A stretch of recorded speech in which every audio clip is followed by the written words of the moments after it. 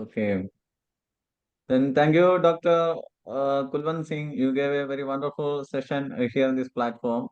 Okay, now we are going to our international session by English language. And then good morning, good afternoon, and good evening to all my beloved doctors and homeopathic lovers. Now we are gathering here to attend our 1625th day session conducted by International Forum for Promoting Homeopathy. This is our 1 hour session. After this session, our Malayalam webinar will be started at 9:30 to 10:30. First of all, I introduce myself. My name is Shalu Rajan. Today is our session's moderator. Before the session, we want to take 1 minute silent prayer. Please be silent, dears. Okay. Today's our guest is Professor Dr. D. Balachandran, who are the Senior Medical Officer at AIMS Patna. He was a former professor and HOD of Department of Practice of Medicine at RKDF University, Bhopal. He came here in our platform several times and conducted a lot of sessions by English and Hindi language.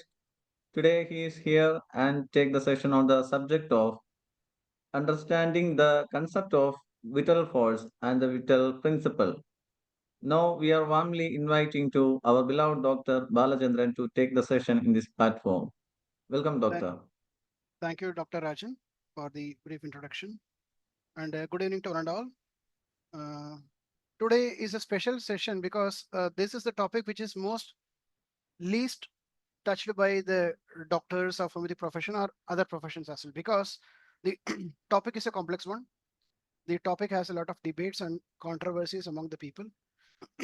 And actually, it was one of the reasons why most of the homeopaths, when Hahnemann introduced the concept of vital force, has part divided into two groups: those who accept, those who don't accept. So this was one of the controversial topics in homeopathy, whereby the homeopathic fraternity at the time of Hahnemann itself has broken down or divided into two parts: those who accept the dynamism, those who don't accept the dynamism. Means those who obey the laws of similars and law of minimum dose and everything, but they don't accept the law of or the doctrine of vital force. So likewise, there were people who divided into two groups: the people who accept the dynamism or vitalism, or people who don't accept the dynamism or vitalism. So this will be in two parts. Today will be the first part and tomorrow will be the second part. I was waiting for a long time to get two continuous sessions so that people have the concept fresh in their mind and so we can able to proceed forward so that people don't forget the things easily. Generally what happens is the first part will be taken somewhere in February and the second part will be there in March or April. So since there is a long gap between them, people cannot accept the understand the concepts in a continuous manner. So I am very fortunate enough to get the dates of today and tomorrow for the part one and part two sessions. So today will be the part one session. I will just share my slide. I hope I'm audible to everyone. Yes, sir. Audible, audible. Yes. I think everyone can able to see the screen. This is the part one session of today. So what we do is today we are going to read something called as vitalism. What is vitalism? What is life energy? What is a soul? Okay. And we are going to see the interpretation of soul in different civilizations, starting from the Egyptian civilization towards the Greek. And then most interesting part is how the soul is being viewed in different religions. We have the three major religions. One is the Hindu, second is the Christian, and third is the Islam or Muslim. So how the religion is going to view the vital force or the soul in their own perspectives. And then the last part of today's session will be how the life force is being viewed by different system of medicine. Whatever the treatment system of medicine we have today in the current scenario, we are going to try to understand how these are being interpreted in different medicines. Okay, so this will be today's session.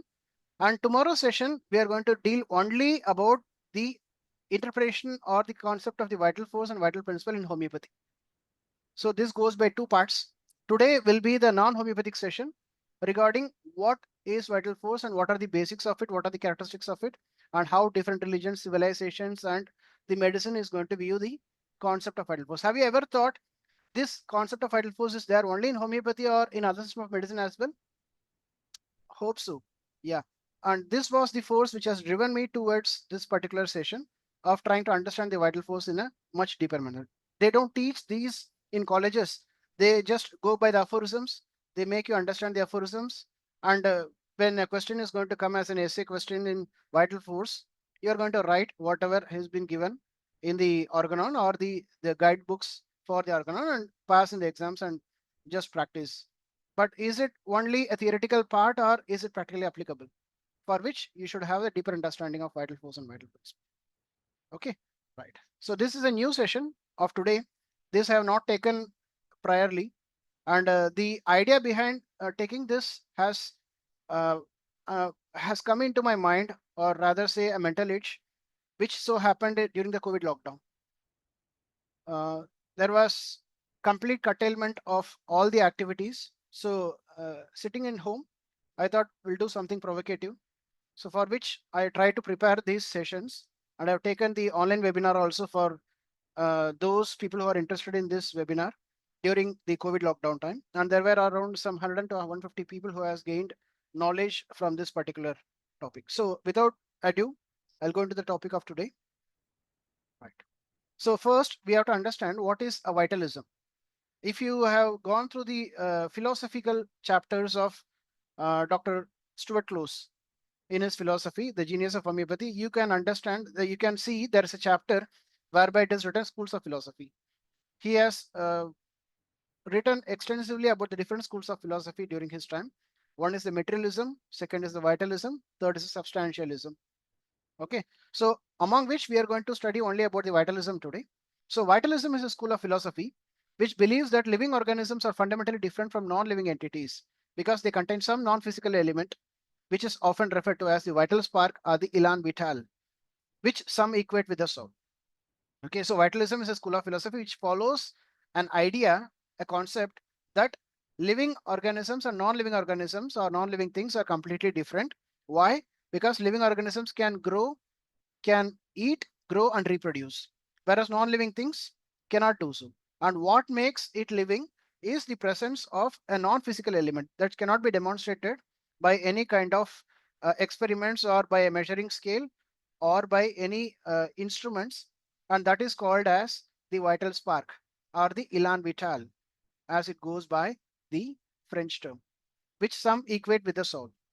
Okay, so this is what is vitalism means, and we are the ones who follow the vitalism, right? From where we get the concept of vital force, vital principle, and everything. And Hahnemann was one of the proponents of this vitalism. He was one of the followers of the vitalism concept. Right now, what is the soul? Soul is the spiritual part of a person that is believed to continue to exist even after death. So what we say in our philosophy, Hindu philosophy, is that the death happens only to the material body.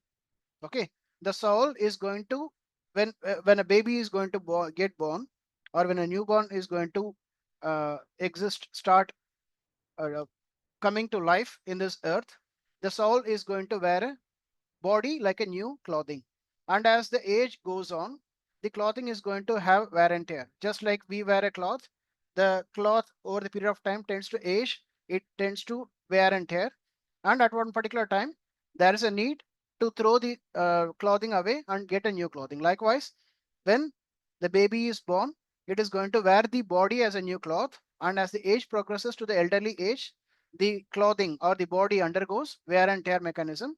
And after one particular point of time, when the soul cannot able to what to say rectify the wear and tear happening in the cloth, it is time for it to part away. So it is going to leave this particular clothing which has been tethered, the dead body, and the soul is going to go out and seek a new clothing for it to re-enter again. So this is how the life cycle goes again and again, right? So the noun soul can mean the essence of a human being. Some definitions of soul as a noun includes the material part of a person, the actuating cause of an individual life. A human being is sometimes called as a soul. He is a good soul, we say, no? Likewise, the human embodiment of something. Okay. The deep feeling or emotion, it's sometimes called as a soul. Okay. We have a book called The Soul of Remedies by Dr. Rajan Shankaran. Means what? The book is going to contain the essence or the, what to say, the gist of a particular drug, which makes you understand the drug better. So that was one book by Dr. Rajan Shankar, which is called The Soul of Remedies, right? Now, where does the word soul come from?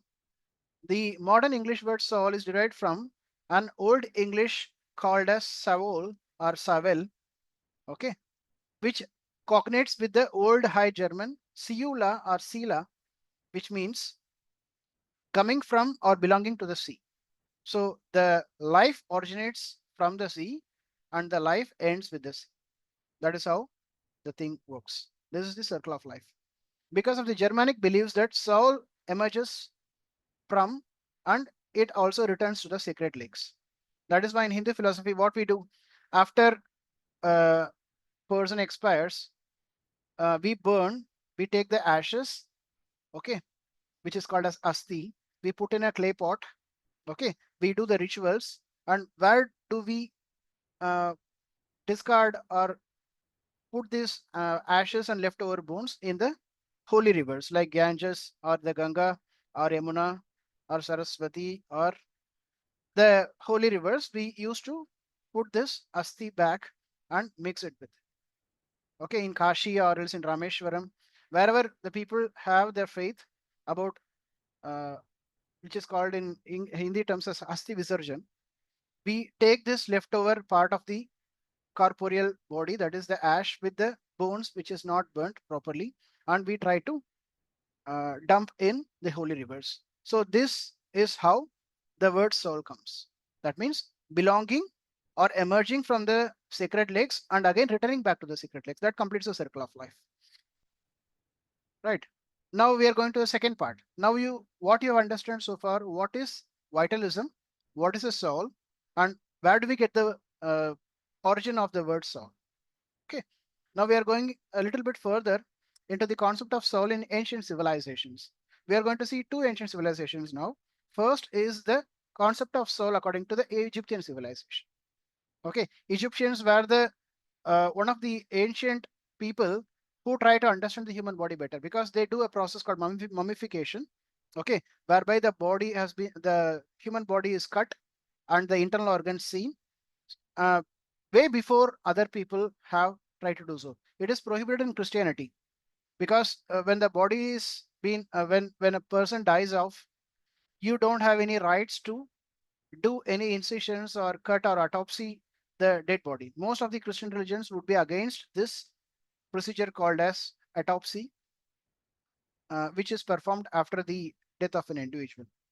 But in Egypt, it is not prohibited. So what they do is they cut out the body. They do a process called mummification, whereby it is needed for the priest of the Egyptian civilization to take away the organs and put in several jars, leaving behind the heart. Okay, so in that way, Egyptians have gained immense knowledge about the human body. Okay, so let's see their concept of what a soul is. Ancient Egyptians believed that soul was made up of many parts, as opposed to our philosophy. In Egyptian philosophy, they believe that the soul is composed of many parts. In addition to these components of the soul, there was a human body. So human body is one of the part of a soul. The component of the soul comprises of the physical body. So hence, for the soul to exist, the physical body should be kept intact. That is why they do a process called mummification, whereby they try to preserve the dead body. Okay. And second is a spiritual body. First is a physical body, and second is a spiritual body. Why we need a spiritual body? The spiritual body is required to interact with many such similar entities in the afterlife. When people go to the afterlife, the spiritual body will try to interact with other entities like them in the afterlife when the need for communication exists. Or the spiritual body is required to avenge those who had wronged the spirit in the earthly life. So to gain revenge on those, suppose he has been murdered or she has been murdered by someone, poisoning them due to jealousy or due to any such malicious activity, then the spiritual body will come to the earthly life and it will try to avenge those who try to murder them or who made them die early. So for avenging the people also, the spiritual body is required. And the soul comprises of a name or identity. which is given at birth and would live as long as it was spoken of. Okay, and next comes a personality. Everything that makes the individual unique, the aspect of the person that would live after the body died. All these belongs to the personality of a soul. Next is a double, which is similar to a spirit, which has a dual existence. And next is the heart. The soul has a heart, which is a key and a necessary part of a judgment in the afterlife. So what the Egyptians believed is that when a person dies off, there in the afterlife, there would be a judgment. Okay, that is called as the weighing of the heart ceremony, whereby the soul will be placed in front of 43 judges in the afterlife, and the soul should identify each and every judge, and it should say what sin it has committed and it has not committed. After which, the god of death called as Anubis, which is a human being with a wolf or wolf-shaped, wolf-headed being or creature, is going to present to the soul a balance, whereby on one part of the balance, the soul's heart is to be placed, and the other side of the balance, a feather is placed, which is called as the feather of Mart. Okay, if if the soul's heart is weighing as equal or less than the feather of Mart, then he attains heaven. Heaven is the abode of the Egyptian god Osiris. Okay, but if by chance the person did not lead a good life, did not follow the what to say, the sacred text, or lead a pious life, then the heart of the soul would be weighing more than the feather of Mart. In that case, the soul will be doomed forever, and it will be let to be eaten by a creature called as the Amit. Amit is a feminine creature having the head of a crocodile, the upper body of a lion, and the lower body of a hippopotamus. So all these three creatures, the crocodile, the lion, and the hippopotamus, are the three animals which are most feared in Egypt, ancient Egypt, because they were the cause of most of the deaths in humans. They are man eaters. So all the three put together, we have a creature called as Amit, and this particular soul will be swallowed or will be devoured by the monster called Amit if the weight of the soul is going to weigh more than the feather of Mart in the weighing ceremony. That happens in the afterlife. Okay, so for which the heart is preserved. All the organs will be removed from the body after the death during the mummification process, except the heart. Heart will be placed intact, and a scarab of heart, what to say, an amulet or a kind of religious symbol which is made up of gold in the shape of heart, will be placed above the body, just on the skin outside the heart, and it will be mummified. Okay, and then we have a shadow which represents the figure of death, and then we have the power or form, the living force or the life force.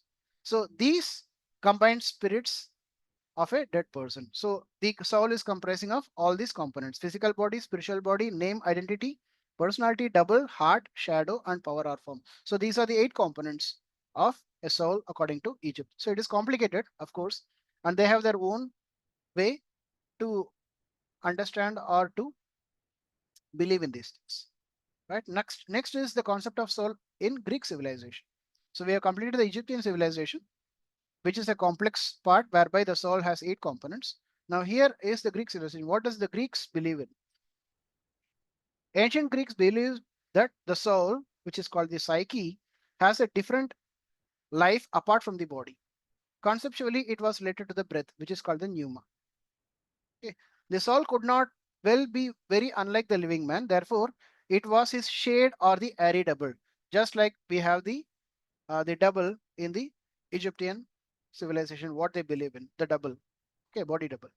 This shade was either comprised or was identical with all that was characteristic of the man, his personality.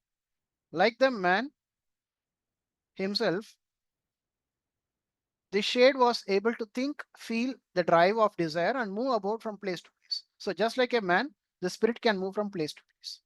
Yet all its thoughts and desires were faint and futile, as it lacked the material means of gratifying them. The soul was thought to be very tenuous substance, for it seemed to leave the body through a wound or with passing of the invisible breath. So when the person dies by any injury in a war, It is through that particular area or site of the injury whereby the soul is the body. Or if a person is going to pass away by the elderly age, then it is believed that the soul is going to leave the body from the orifices, generally by the mouth or the nose. Okay. After man's death, the shade pursued the same occupations which it had followed in life and cherished the same characteristic passions, just like the man did when he was living. Plato was a famous philosopher in ancient Greek. Like most ancients, believed that we are immortal souls who are born and reborn into the physical human bodies. Wise souls choose wisely and have satisfactory lives. Foolish souls choose foolishly and have calamitous lives. Plato believed that the knowledge is inherent and learning is a process of remembering what you knew in past lives but have now forgotten. It is uh, just like the collective unconscious of Dr. Carl Jung's concept in psychiatry or psychology. Plato believed that there are three different kinds of souls. They are called the rational soul, the spirited soul, and the appetitive souls. Each soul is a combination of all the three types, but one is dominant in each individual who is motivated by this dominant trait. Just like the miasms, we have mixed miasms, but one or the other miasm predominating in each and every mixed miasmatic case. Likewise, we have three types of souls according to Plato: rational, spirited, and appetitive. Let's see what they are. Rational soul, which are called as logos or logisticon, is the highest of the among the three souls, the thinking part of the soul that loves and seeks to know the truth. It is capable of directly comprehending the good and apprehending the universal truths of formal logic like number, quantity, relation, etc. It is located in the head. Okay, it's a cephalic entity, the rational soul. Next is the spirited soul or thymos or thumeticon. They are the warrior or guardian type of soul who loves and upholds moral virtues, right and wrong of things. It is located near the chest region of the individual. Next, last among the three is the appetitive soul, which are called eros or epithumeticon. It is motivated by the urges of its physical body, such as hunger, thirst, sexual drive, etc. This kind of soul strives to satisfy its urges and to acquire and accumulate the kinds of material goods that serve the purpose. It is located in the stomach. So, depending upon the purpose of the soul, we differentiate into three types: rational, spirited, and appetitive. Rational soul is about thinking, try to attain higher knowledge of life. Spirited soul is like a guardian or warrior. Okay, we say a guardian angel, no? Wherever we go, the guardian angel is going to protect us from all the evil things around us, and it is going to act like a force shield, protecting us from the adverse things happening around us. This is the spirited soul. And last is the appetitive soul, which are always malicious and their ultimate life is to satisfy the basic urges such as hunger, thirst, sexual drive, etc. They have no other purpose apart from these things. These are the appetitive souls. So, likewise, we have the three different types of souls according to Plato in the Greek philosophy. Now, coming to understanding the concept of soul in different religions. So, I have taken here three major religions in the world. One is the Hinduism or the Hindu philosophy. Second is the Christianity, and third is the Islam or the Muslim religion. How these souls are interpreted in all the three religions. Now, coming to the concept of soul in Hindu religion or the Hindu philosophical concept. According to Hindu, the soul of Hinduism is without qualities or attributes such as name or form. It is just directly contradictory to the Egyptian philosophy. Egyptian philosophy says the soul has a name, right? The soul has an identity. The soul has a physical body. Okay, the soul has a personality. Likewise, whereas Hindu philosophy says, or the Hinduism says, that the soul is not having any qualities. It is devoid of qualities. It is devoid of attributes. Okay. So every human being may be evil, but the soul is always noble. This is what people say. Whenever a baby is born, the baby is as noble as the nature. But depending upon the upbringing of the child, depending upon their interactions with the environment, trying to be in contact with the evil or malicious people, the way they are being brought up, the noble man can turn into an evil person. But deep inside, the soul is always noble. It is devoid of any qualities or attributes. Okay. Every individual soul is called as the Atma, or otherwise called Atman, which means the self. The self is also used in scriptures to denote the sense of self or individuality, which is called as Aham. Aham means I am. Therefore, I am. Right. The soul is consciousness without modification, without having any thoughts, feelings, desires, ego, etc., and impurities. That's why yogic philosophy lays emphasis on suppressing the modifications of mind, which is called pratyahara. Pratyahara means you should leave all the desires in the life. You should try to understand that the material things in the world are temporary, and having a deep contact or having a deep desire for them is not permanent. In order to attain the higher purpose of life, you should try to sacrifice all these things. That is why when you see the sages or the munis or the rishis, they don't have any desire or they don't have any craving towards the material aspects of life.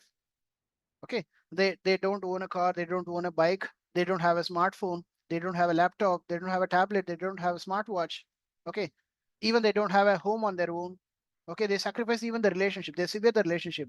They should sacrifice wife, children, everyone, no relationships, nothing. Okay, they go to a secluded place, they try to understand themselves, the purpose for which they are being born, the purpose in life, their aim to attain the or to become one with the God. Okay, so for which pratyahara is very important, to sever your relationships or the desires with the material things in life. In a tranquil state, we are much closer to ourselves than when we are engaged in worldly tasks and preoccupied with worries and concern. These are distractions to attain the higher purpose of life. That is why you should refrain from being distracted in order to attain your goal. All souls in their purest state are indistinguishable, eternal, indestructible, immutable, invisible, formless, and infinite.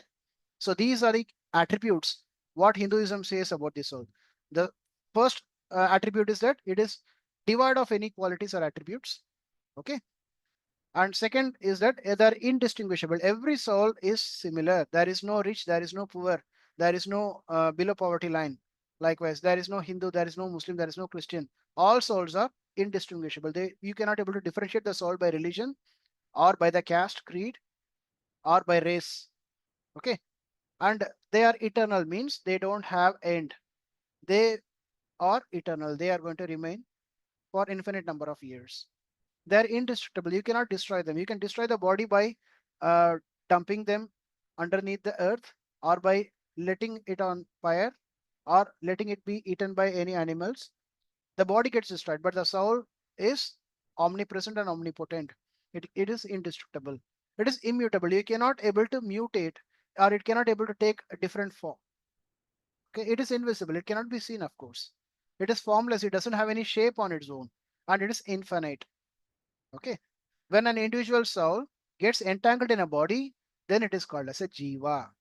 Okay, when a soul is going to find a body to dwell, then it is called as a jiva. So jiva is an aham with an atma inside, and it passes through many cycles of births and deaths before it realizes the importance of liberation, which is called as a moksha. Moksha means there is no further uh, life or the rebirth, and you have attained the eternal existence in the abode of uh, the god whom you are worshipping, either Vishnu or Shiva, whomever you worship as a Saivite or Vaishnavite. You go to the abode of the god and you be remaining along with them. There will be no rebirth. Your karma is over. Your karmic cycle is over, and you attain something called as moksha or liberation. And all the sadhus, sants, everyone is trying to attain this moksha, for which they are trying to isolate themselves. They are trying to understand the purpose for which they are being born, and to fulfill the purpose, so that there won't be any rebirth. Why they don't want rebirth? Because rebirth is a painful condition. Once you are born in this world, you have to, what to say, you have to take this jiva till the death. Your body suffers, you get appetite, you have to eat. When you get thirst, you have to drink. When you have sexual urge, you have to engage in sexual activity. You tend to get diseases for which the body suffers, and for which you have to sort out any treatment or any kind of activities which can get rid of the diseases. So it's a painful process actually. So they don't want to suffer like this what they are suffering right now. So they try to attain the moksha. Recently you might have heard about the Mahakumbh, okay, which is happening in Prayagraj after 144 years. You can see crores of people coming daily to get a holy dip in the river of Sangam. Okay, why? They don't want, they want to get moksha. They don't want to be rebirth again in the next birth. Okay, they can understand the pain behind all these things. So to attain moksha, it is not to get the blessings of a god. Kindly remember, this is to get a dip, holy dip into the Amrit or the Sangam river. Okay, and to get a moksha from this life, what they are doing. Okay, so this is a little bit of correlation, what is happening right now. And to get a moksha, to get rid of this painful existence of life. Now that's about the Hindu philosophy. Now coming to the Christian philosophy. I hope there are Christians in this particular session from abroad as well as from India. If I'm wrong, kindly rectify me, because I'm not a Christian basically. So I might be wrong. If I'm wrong, kindly let me know or kindly correct me. Right? Now, what is the concept of soul according to Christianity? In Bible, the authors have used two words for soul. One is called nephesh, which is a Hebrew in Old Testament, and the word sukhe, which is a Greek in the New Testament. So we have the Bible divided into Old Testament and New Testament. The differentiation or the fine border which is separating these two is the birth of Jesus Christ. Okay. After the birth of Jesus Christ comes the New Testament, and before the birth of Jesus Christ comes the Old Testament. And it is the birth of Jesus which differentiates the whole Bible into two. One before his birth, that is BC, before Christianity or before Christian, and second is AD, after death or Anno Domini. Okay, so that is how you differentiate the Old and the New Testament. And there are personalities from the Old as well as New Testaments. Okay, and the borderline which differentiates between these two is the birth of Jesus. Right now, according to the Christianity, the souls are immortal, and we are all the living souls. We live even when our bodies die.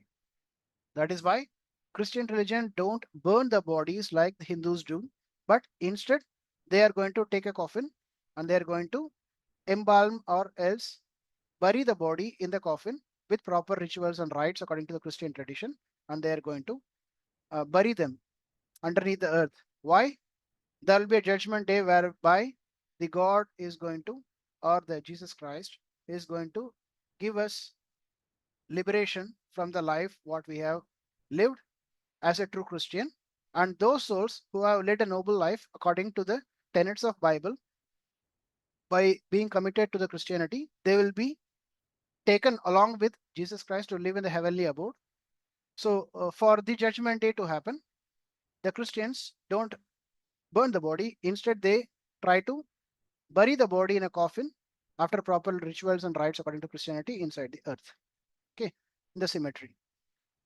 So there exist two realms: the visible, the physical, the material, and the unseen, spiritual, and the immaterial. So there are two realms. One is the one which we can able to see visually, the world what we live in, the physical world, the one which is visible, the one which is physical, and the one which is material.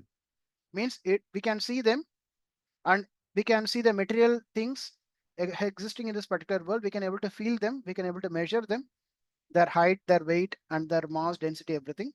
And there exists one more world which is unseen or invisible. They are pure spiritual and they are immaterial, which is not being cognitive, or which is not being cognized by us, or which is not being seen by us. They are the unseen world or the spiritual world. The spiritual world is the realm of God. So when a soul leaves the physical realm at the moment of death, it will be starting to live in the spiritual realm.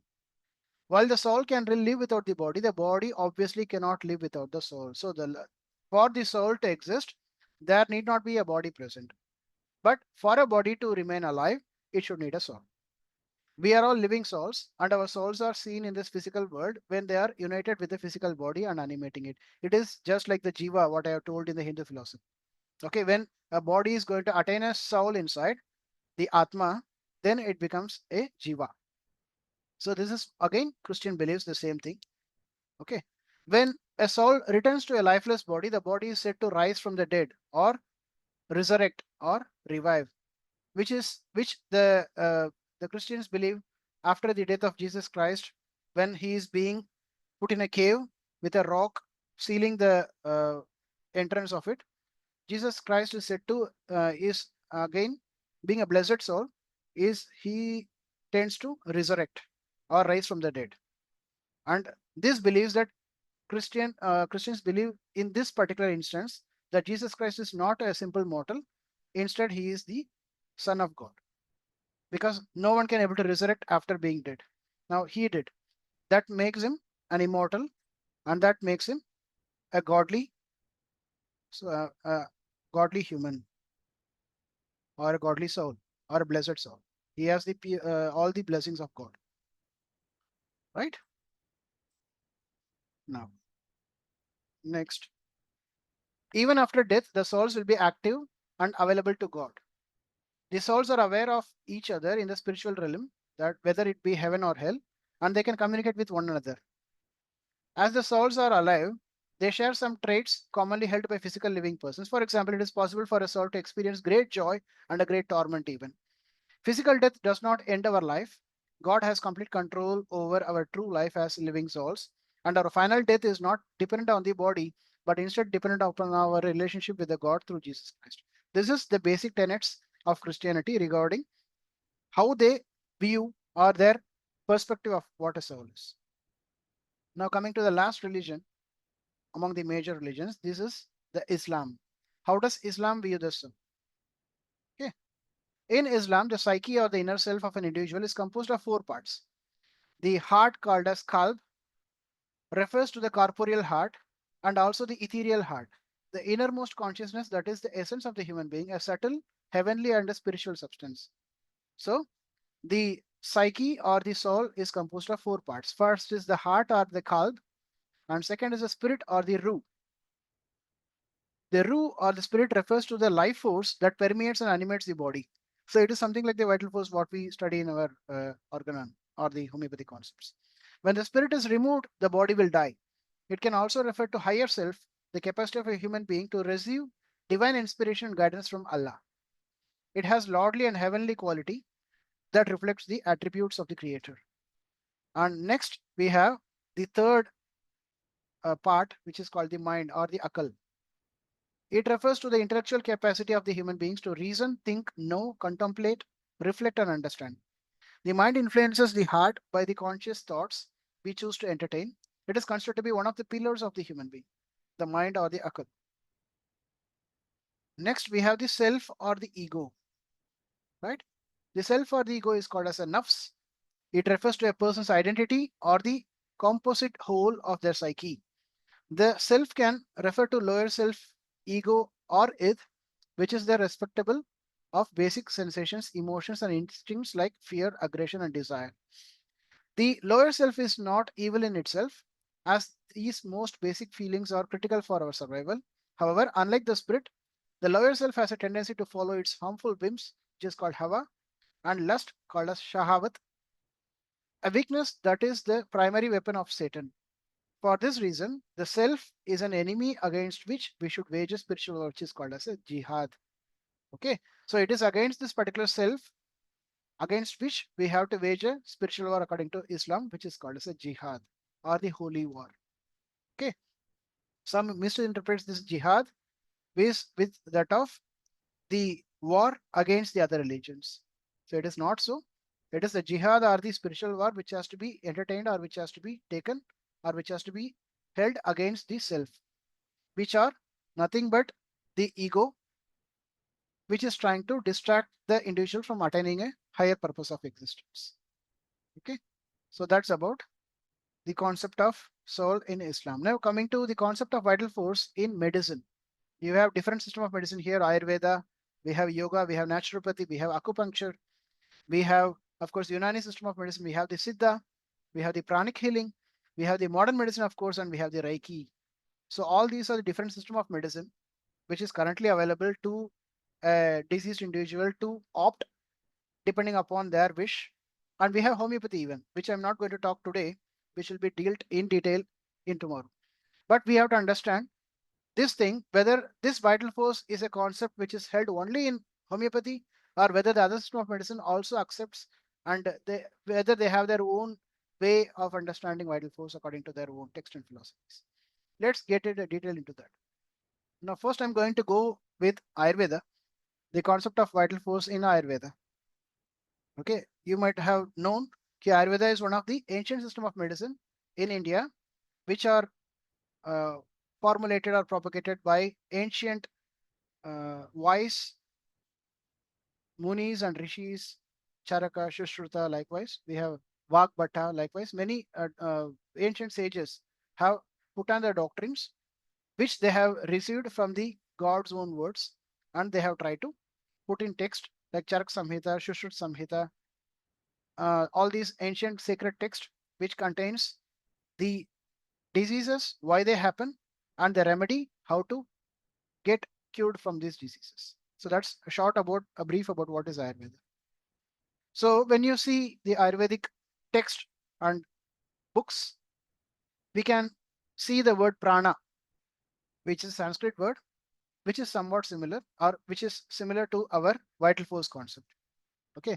Prana in Sanskrit comes from the word pra and na. The word pra means forward and na means certainty. So by definition, prana is a life force that brings forward certainty, means it advances forwards. Okay, it takes the individual forwards, or it makes him move forwards, not in the reverse way. So you age forwards, no, you don't age backwards. So why this happens? This is because of the prana. When you are born, you were noble, you were novice, or you were, what to say, you were not having any ideas regarding judgment or regarding thinking or anything. You have the basic appetites when you are being born. And when you advance forwards, you try to gain everything. You train to get the idea of judgment. You tend to judge people. You tend to think. You tend to act. All these things tend to gain as you age forwards. So this is happening because of the prana. Prana is the energy by which one can breathe, and without breath, there is no life. So we can say the air which you breathe is the prana. Normally in Sanskrit, what we say. Lifespan is dependent on the number of breaths one takes. That is why the ancient sages have developed a technique of longevity, increasing the longevity of life by controlling a breath, which is called as the pranayama. Pranayama is a technique by which you can able to control your breaths so that your longevity increases. Okay, you can see the animals, no? You see, you take a cat, you take a dog. Can a dog and a cat able to control their breath? No. Okay, they tend to pant. No, they tend to hyperventilate. And what is the lifespan of a dog or a cat? Hardly we can say some 20, 25 years probably. I'm not sure because I'm not a veterinarian here, but I suppose the longest living age of a dog or a cat might be some 20, 25 years. Now, why they die off yearly? Because they hyperventilate. They cannot able to control their breath. And which with every breath, it takes a part of their life. Whereas in humans, if you see, the lifespan of a human is much longer than comparing to a cat or a dog. Right. Here, Dr. Indranil Bavde has said 15 years. For a dog or a cat, I think for both. Okay. So humans tends to control their breath, can able to control their breath by following the procedure called as the pranayama, which is given in ancient text. Okay, right nostril, left nostril breathing, which is called anulama viloma. By which we can able to live longer than that of the animals. There were sages who lived for around 100 to 150 years probably. Okay, they have mastered this technique of pranayama. Okay, and we have the similar breath technique called as Tai Chi in China. And you might have even heard about Chinese people, the old people who live up to say 110 years, 115 years, which is way much longer than the present longevity of an individual, say 70 years, which is generally taken as the average age at which a human can live. Okay, so they have mastered a somewhat different technique like pranayama, which is called Tai Chi, by practicing which the longevity can be prolonged. Okay, so when prana is not replenished adequately, the aging process accelerates. So when the prana is not being replenished adequately, you tend to age faster. Ayurveda advises that one has to protect the prana as it ultimately leads to longevity and quality of life. Okay, so the mastering technique is called as the pranayama. Fine. Okay. Let's move forwards. Now coming to the concept of vital force in yoga. How does yoga see the vital force? Similarly, as like Ayurveda, in yoga, we have the prana again in ancient text. Okay. So this is our vital force. See, yoga and Ayurveda are separate entities which are described in the same Vedic scripture the Vedas, namely the Rig Veda. Okay. In the body, prana is thought to be responsible for maintaining all the physical functions, including life, heat, and health. Okay. If one's body is deficient in prana, then he or she is likely to become unwell physically or mentally. However, when one's body has plenty of prana, then they are in a perfect state of health. Prana can be cultivated in many ways. The practice of pranayama, that is extension of life force, is one of the way in which it can be sustained and enhanced. That's about the prana or the vital force, which is given in the yoga text. Through controlling and harnessing the breath, it is thought that the prana can be developed and channeled effectively. It is said that the meditation is not possible without a great deal of prana or energy. Therefore, pranayama practices are often performed before meditation or dhyana. Other practices that are said to improve the prana are chanting and asanas, the meditation, dhyana. Okay. Certain yogic postures are called as asanas, yoga asanas, that stimulate prana in a particular area of the body. So this is how yoga, ancient yogic scriptures tell about the vital force according to their language or according to their philosophy called the prana. Now coming to the concept of vital force in naturopathy. Okay. So vitalism is a central tenet in the philosophy of naturopathic medicine. It refers to the view that the life is governed by forces beyond the physical self. Often vitalism is associated with concepts of personal essence, spirit, or soul, and the term vitality refers to inherent capacity of the organism to live, grow, develop, and heal. Okay, so vitalism or vital force describes the intelligence that animates each and every person. The concept of vitalism, which is held by the naturopathic medicine as holistic, is often contrasted to that of mechanism and reductionism, which are held by the conventional system of medicine or the modern medicine, which we will discuss later today. So the vital force or the vitalism concept is one of the central tenet of naturopathy. They believe that an organism live, grow, develop, and heal themselves, which is called as this medicatrix nature we have in the homeopathy concept, the book. The self-healing capacity of the body to heal against the diseases is called as vis medicatrix naturae. And this is what naturopathy believes. Naturopathic practitioners, they don't prescribe medicine, but instead they guide the individual towards the right way of living, to be with the nature, so that the body can develop the capacity to heal themselves by following certain uh, way of life, which is in accordance with the nature. Now, the concept of vital force in acupuncture. Okay, so the vital force in acupuncture, the scriptures is given as qi or chi. Okay, in classical Chinese philosophy, the qi or the chi is the force that makes up and binds together all the things in the universe. It is paradoxically both everything and nothing. To understand the qi or chi, it is important to grasp the concept of yin and yang theory. You can see the symbol here, a circle whereby there are two partitions, white and black, okay, which comprises the circle or the full sphere, whereby a black part is having a white dot and the white part is having a black dot. These are the yin and yang theories of chi, the two opposing but unifying forces which are interdependent on each other, whose balance define good health. This is the concept of dualism. Okay, you divide everything into two: right, left, tall, short, rich, poor. Okay, likewise, day, night, likewise. In is the portion of the qi or chi that is cold, passive, solid, heavy, descending, moist, and dark. It is the physical side of the universe. Yang is the proportion of the qi or chi that is hot, active, ethereal, nebulous, rising, and aggressive. So they two both have contrasting features, just like you have the sympathetic and the parasympathetic nervous system, whereby they have the contrasting attributes to it. Likewise, we have yin and yang having the contrasting part. Yin is cold, yang is hot. Yin is passive, yang is active. Yin is solid, yang is ethereal. Yin is heavy, whereas yang is nebulous. Okay, likewise, we have the opposite counterparts, which is comprising of a whole, okay, of the chi. The chi flows along the meridian points of the body.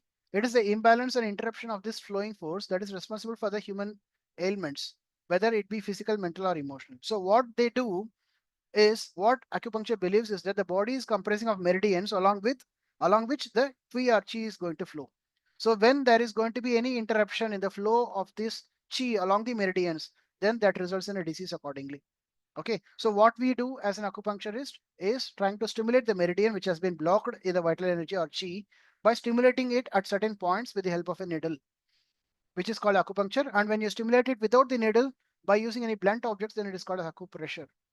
Both are going to help in the reflow of the particular chi which has been interrupted in the along the meridians and stimulate the segregation or the accumulation in one particular part.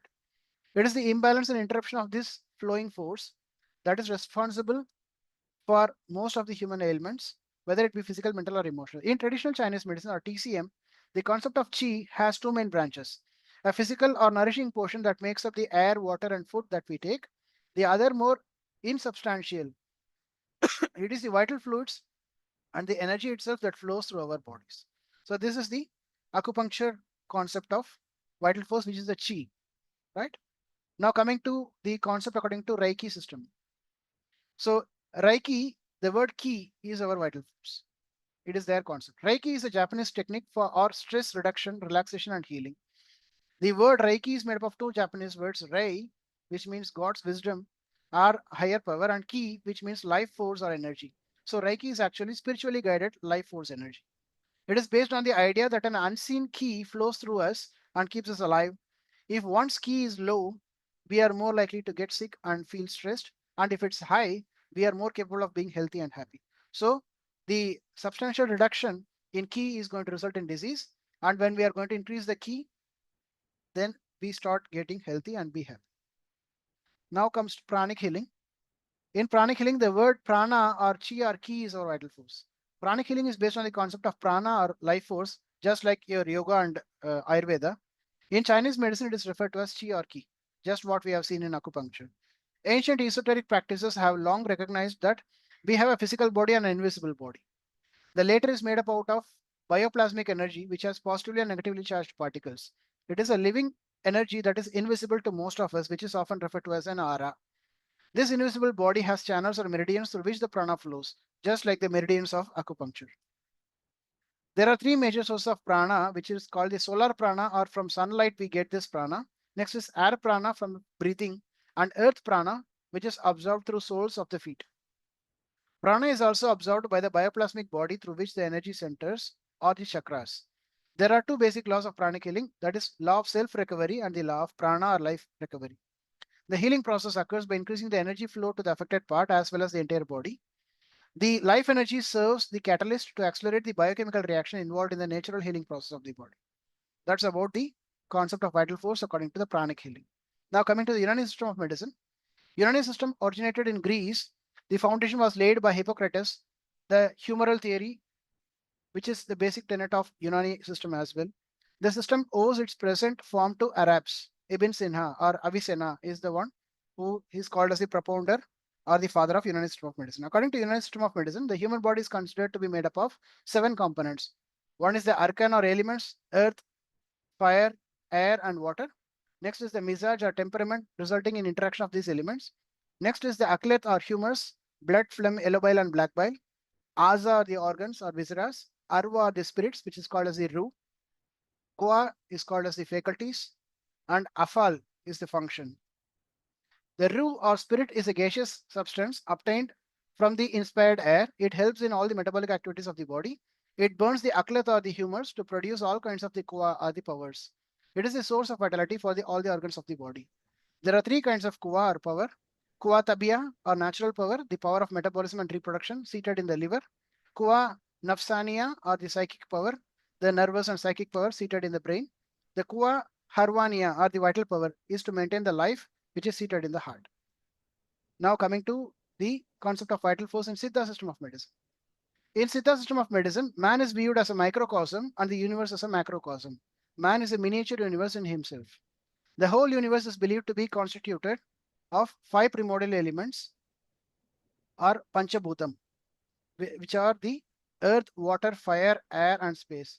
Nilam, Neer, Kaatru, Agayam, Nerupu, according to Tamil language. So is the man.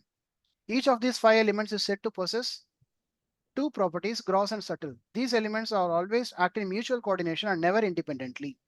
The various proportions in which they combine give rise to different substances.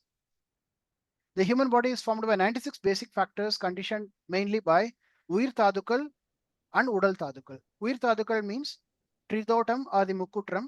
These are the three humors, Vatam, Pitam, and Kapam, just like the Vata, Pitta, Kapha, the Tridosha theory of Ayurveda. And then we have the Udal Tadukal. Udal Tadukal are the 7 tissues. The Saram or plasma, Senir or the blood, Un is the muscle, Kolupu is the adipose tissue, Enbu is the bone, Mulai is the marrow, Sukilam is the reproductive tissue and the hormones. So all these 7 things comprise the Udal Tadukal. And Uir Tadukal comprises of the 3 humors, Vatam, Pitam and Kapam. Uir Tadukal literally means the life force in our context. In Siddha, Vatam, Pitam and Kapam, which are the 3 basic humors, are responsible for the creation, preservation and destruction of the health and body. When they are in the state of equilibrium, our body remains in a healthy state, while any disturbance leads to a diseased state and death. Now coming to how modern medicine views the vital force. This is according to the allopathic system of medicine. As opposed to the concept of vitalism in alternative system of medicine, the modern or the conventional medicine takes into consideration a materialistic, mechanistic and reductionistic concept in health, disease and its treatment. What is materialism? Materialism is a concept which allopathy recognizes that it views the life as something materialistic and tangible. From this perspective, the cause of disease are classified into physical, chemical, and biological. They religiously follow the germ theory of disease as the causation of diseases. So for every disease, there will be a germ or a bacteria or virus or a fungus behind the cause of the disease. Next is the mechanistic concept, the concept that views the human body as functioning machine which obeys fixed laws. The phenomenon of life is explained as the product of the complex series of chemical and physical reactions. It identifies disease and its accompanying signs and symptoms as simply the result of disruption in the chemical or physical reactions. That is why they attribute disease to any imbalance in the biochemical molecules or any imbalance in the hormones or the enzymes. Okay. This form of approach supports the idea that you can simply remove the faulty or damaged part of the human body without it affecting the other aspects. When you have a kidney failure, you have a renal transplantation. When you have a liver failure, you can get a liver transplant. When you have a heart failure, you can get a heart cardiac transplantation. Likewise, if any organ is damaged, then you can replace it by the similar organs from the donors. So this is the organ transplant. Last is the concept of reductionism. It's a belief that the nature of complex things can be explained and broken down into simpler parts or smaller parts. The human body, which is a complex organization of various systems, can be studied and treated if they are divided into isolated, separate organ systems, thus giving rise to specialties in the field like neurology, cardiology, pulmonology, nephrology, endocrinology, dermatology, orthopedics, dentistry.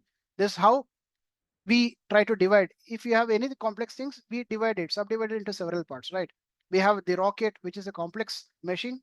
We have its subdivisions into different parts. Likewise, human body is the most complex structure or the uh, machine which is existent on this earth. So to understand the human body, for them, it is better to divide them into different aspects like neurology, like cardiology. They divide it in the body into different organ systems and they specialize on it. That is why homeopathy has a holistic point of view. And that's why we don't have any such specialities here, like a dermatologist, like a neurologist, like a cardiologist. We view the human body as a whole. When there is a disturbance in one system, it affects the other systems as well. So this is similar to a blind man who is trying to understand the particular elephant, and each one having their own perspective, trying to uh, understand the tusk of the particular elephant as a sword or a sharp-pointed instrument, the trunk as a snake. Likewise, this story might have here. Someone is going to catch hold of the legs of the elephant and say it's a tree. So this is how the allopathic views the human body as comprising of several parts. So this is about today's topic. Thank you. If you have any doubts, you can ask me. I'm stopping my sharing. Okay, our time is over now. Yeah. Okay.